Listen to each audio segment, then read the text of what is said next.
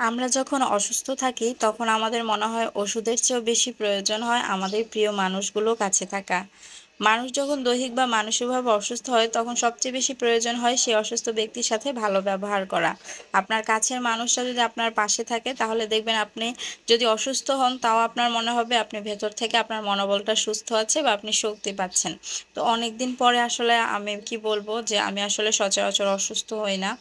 তো আমি ডক্টর দেখিয়েছিলাম আজ থেকে আরো ২-৩ সপ্তাহ আগে। তখন আমাকে অনেকগুলো টেস্ট দেওয়া হয়েছিল।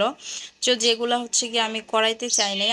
আসলে আমার কাছে কেন জানি ডক্টরের কাছে গেলে টেস্ট করাতে দিলে একটা টেনশন কাজ করে, এই জন্য মূলত আমি টেস্ট করাতে চাই না, কিন্তু জোর করে হচ্ছে গিয়ে আমাকে নিয়ে গিয়েছিল আমার হাজব্যান্ড টেস্ট করানোর জন্য। আর যাওয়ার পথে শাহবাগের এই রোডটা যখন দেখতেছিলাম আমার সে আগের কথাগুলো মনে পড়তেছিল, আন্দোলনের সময় যে দেশটা কত অরাজকতার মধ্যে ছিল তার ছাপ কিন্তু এখনো রয়ে গেছে। তো আমরা বারডেম হসপিটালে চলে এসেছি।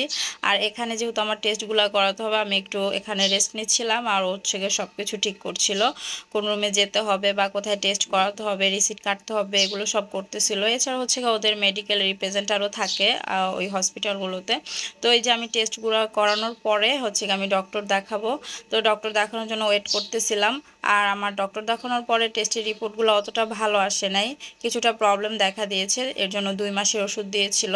যার কারণে একটু মনটা খারাপ ছিল। দুজনে আস্তে আস্তে একজন আরেকজনকে সাহস দিচ্ছিলাম, ও আমাকে বোঝাচ্ছিল যে তেমন কিছুই হবে না, সমস্যা নাই, তুমি ঠিক হয়ে যাবা।